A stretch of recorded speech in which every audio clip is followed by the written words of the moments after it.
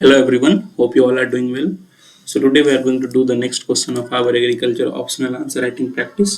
जो हमारी agriculture optional answer writing practice series चल रही है उसके नेक्स्ट क्वेश्चन को आज हम लोग करने वाले हैं. And today's question is describe systemic acquired resistance. Systemic acquired resistance that is SAR वो क्या होता है. And second part of the question is source of disease resistance. Plants में क्या सोर्स है डिजीज रेसिस्टेंस के with examples. And advantages of breeding for disease resistance in plants. और जो हम लोग ब्रीड कराते हैं प्लांट्स को फॉर डिजीज रेजिस्टेंस उसके क्या एडवांटेजेज हैं. तो we have to discuss all these three parts of the question. And this question was asked in 2023 agriculture optional paper of UPSC civil services examination. जो 2023 का agriculture optional paper था UPSC civil services examination का, वो इसमें ये question पूछी जा चुकी है. तो it becomes very important for us. And let's see how we approach this answer. कैसे इस आंसर को हम लोग अप्रोच करते हैं. तो first of all SAR that is systemic acquired resistance. देखो ये होता क्या है. मान के चलो ये हमारा एक प्लांट है, ठीक है.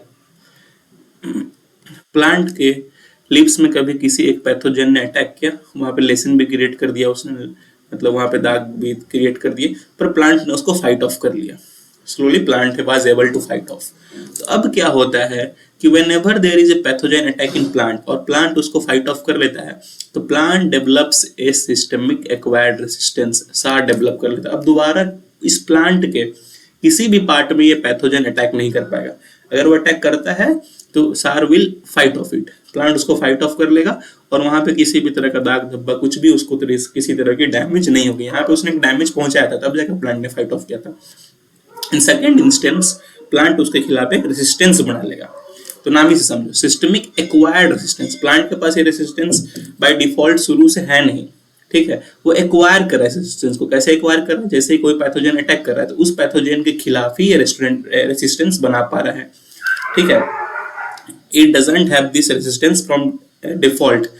शुरू से बाय बर्थ इसके पास रेसिस्टेंस नहीं है, पर जैसे जैसे कुछ पैथोजन इस पर अटैक करते हैं, वहां पे कुछ डैमेज देते हैं, तो उसके बाद ये उस पैथोजन के खिलाफ एक रेसिस्टेंस बना लेता है. और in future times, in next time जो भी है, वो पैथोजन इस प्लांट को अटैक नहीं कर पाएगा, वहां डैमेज नहीं दे पाएगा, क्योंकि यहाँ पे इस प्लांट ने उसके खिलाफ एक रेसिस्टेंस बना ली है. So this is what systemic acquired resistance is. It is not present by default. ये प्लांट एक्वायर करता है थ्रू टाइम, ठीक है. तो I hope you understand this की सिस्टमिक एक्वायर्ड रेसिस्टेंस होता क्या है. इसकी डेफिनेशन को देखें आप, तो it is a type of induced resistance. It is a type of induced resistance that occurs in plant following an initial attack by pathogen. That occurs in plants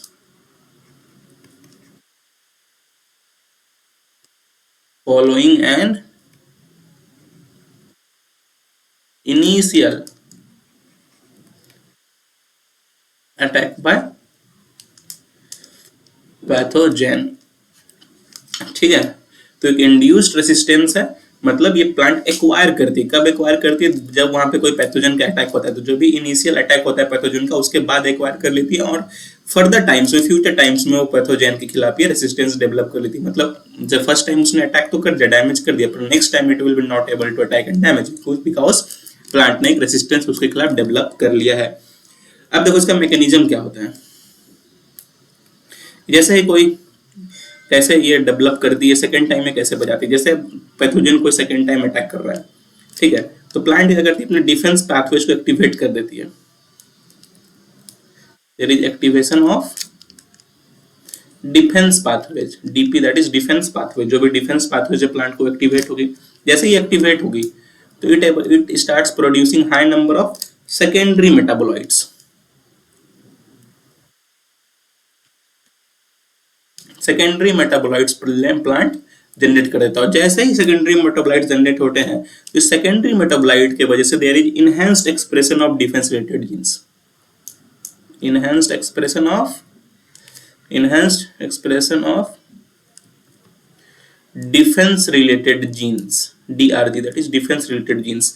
जो भी डिफेंस रिलेटेड जीन्स है उसकी expression बढ़ के होती है. तो क्या होता है, जैसे कोई अटैक हुआ तो डिफेंस पाथवेज एक्टिवेट हुए, जैसे एक्टिवेट हुए तो high number of secondary metabolites produce हुए, जैसे सेकेंडरी मेटाबोलाइट्स प्रोड्यूस्ड हुए तो there is enhance expression of defence related genes. अब देखो फॉर एग्जांपल समझो यहाँ पे क्या होता है, एक एग्जांपल भी आप चाहो तो लिख सकते हो इसमें, कि जैसे ही कोई प्लांट इन्फेक्ट हुआ किसी पैथोजन से, तो प्लांट क्या करती है, it starts producing signalling molecules, ठीक है, समझो। I hope you understand this mechanism. एक चीज और अच्छे से समझाता हूँ। फॉर एग्जांपल अगर एक प्लांट को अटैक हुआ पैथोजन से, तो plants start producing signalling molecules. For example क्या हो सकता है सिग्नलिंग मॉलिक्यूल्स, फॉर एग्जांपल मान के चलो सैलिसिलिक एसिड है, तो salicylic acid can be acting as signalling molecules. तो अब कैसे होता है, जैसे ये सिग्नलिंग मॉलिक्यूल्स जो भी है, जैसे फॉर एग्जांपल यहाँ सैलिसिलिक एसिड का दिया मैंने, इसने मॉलिक्यूल्स प्रोड्यूस की प्लांट ने, उसके बाद क्या हुआ, जैसे ही ये प्रोड्यूस हुआ सिग्नलिंग मॉलिक्यूल्स, उसके बाद SAR हमारा एक्टिवेट हो गया, जो हमारा सिस्टमिक एक्वायर्ड रेजिस्टेंस है वो एक्टिवेट हो गया। और इससे क्या होगा कि जैसे एक्टिवेट हो गया, ठीक है, जैसे ही पैथोजन इन्फेक्शन हुआ, बेटा डैमेज नहीं दिया उसने, जैसे इन्फेक्ट हुआ तो सिग्नलिंग मॉलिक्यूल्स प्रोड्यूस और SAR एक्टिवेट हुआ, और इससे क्या हुआ, पूरे प्लांट में एक पोटेंशियल डेवलप हो गई। जैसे SAR एक्टिव हुआ तो अब क्या है कि ये हालांकि हो सकता है इनिशियल टाइम्स में इसने लीफ को इन्फेक्ट किया हुआ, लेकिन अब ये सेकेंड टाइम में या लेटर टाइम्स में ये पूरे प्लांट बॉडी में कहीं इन्फेक्ट नहीं कर पाएगा, क्योंकि ये SAR is developed in the whole plant body, ठीक है। तो इस तरह से प्लांट एक रेजिस्टेंस डेवलप कर लेगा। तो I hope you understand what is SAR, that is systemic acquired resistance क्या होती है। Now second part of the question is asking us about sources of disease resistance। क्या क्या sources हैं disease resistance के। तो first one is natural genetic variation, that is कि naturally जो genetic variations है वो हमारे पास आ जाता है। क्या होता है कि जैसे inherent genetic resistance होती है, ठीक है, genetic variation से from parents to the हमारे पास आती है। तो इसी तरह प्लांट्स में होता है, जैसे कुछ वेराइटीज हैं जो कि रस्ट से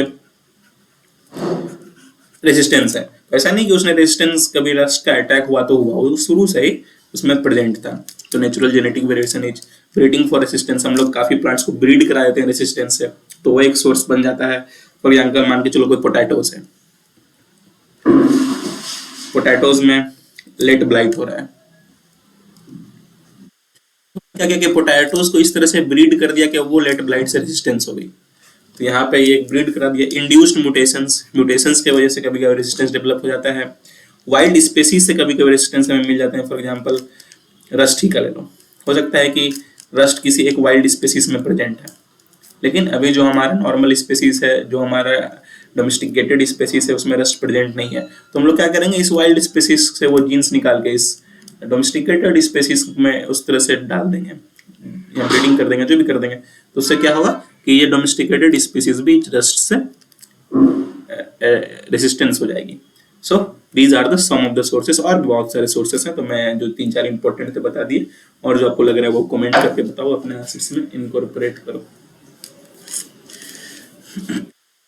now what are the advantages of breeding for disease resistance. First of all it is the cheapest means of disease control, काफी आसानी से इसमें डिजीज कंट्रोल हो जाता है, इसमें किसी भी केमिकल्स की जरूरत नहीं पड़ती है, बिकॉज कि एक्वायर्ड ही रहता है प्लांट उसमें, क्योंकि हमने ब्रीड कर दिया है तो प्लांट में वो एक्वायर्ड हो गया। तो एक्वायर्ड है तो हमको अब जैसे मान के चलो फंगल इन्फेक्शन से कोई,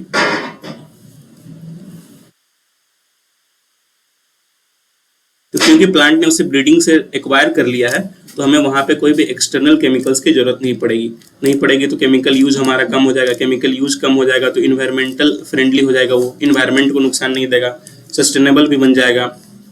और ब्रीडिंग जब भी होता है तो इन्वायरमेंटल कंडीशन से वो इफेक्ट नहीं होता है। जैसे मान के चलो कोई केमिकल है हमारा फंजीसाइड ही है, हो सकता है फंजीसाइड एक सर्टेन टेम्परेचर पे वर्क करता हो, तो जैसे ही टेम्परेचर ऊपर नीचे होगी तो वो इन्वायरमेंटल कंडीशंस में वो फंजीसाइड काम करना बंद कर देगी। तो उससे क्या होगा कि हमारा अफेक्टेड हो जाएगा वो डिजीज, और या फिर वो जो प्लांट्स हैं वो ठीक से काम नहीं करेगी केमिकल्स। और अगर हम लोग उसमें ब्रीड ही करा देते हैं तो इन्वायरमेंट का वहाँ कोई इफेक्ट नहीं रहेगा। कुछ डिजीज में ये सिर्फ यही एक मेथड है जो अप्रोचेबल है, सच एज रस्ट हो गया, हमारा स्मट्स हो गया। तो काफ़ी रस्ट्स और स्मट्स में केमिकल्स वगैरह भी काम नहीं करते, जब तक हम लोग उसके ब्रीड नहीं कराएंगे तो it is not be healthy for us. It helps in improved yield and enhanced food security. Obviously जब हमारा अच्छे से डिजीज से फाइट ऑफ करेगी प्लांट्स तो यील्ड बढ़ेगा, सिक्योरिटी भी फूड की बढ़ेगी। जैसे हम पैंडेमिक वगैरह देखते हैं, हो जाता है कभी कभी, फैमिन्स हो जाते हैं, वो सारी चीज़ें नहीं होंगी। So these are the some of the advantages. So I hope you understand these things. So that is all for today. Please do like, please do share, and please do subscribe. Thank you. Have a nice day.